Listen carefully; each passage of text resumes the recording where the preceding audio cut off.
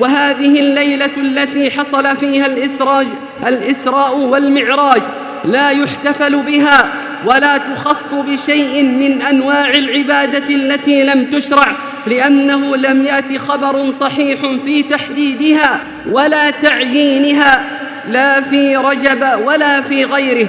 وذكر الإمام ابن القيم رحمه الله أن ليلة الإسراء لا يعرف أي ليلة كانت. قال العلامة الإمام عبد العزيز بن باز رحمه الله: وهذه الليلة التي حصل فيها الإسراء والمعراج لم يأت في الأحاديث الصحيحة تعيينها لا في رجب ولا في غيره، وكل ما ورد في تعيينها فهو غير ثابت عن النبي صلى الله عليه وسلم عند أهل العلم بالحديث.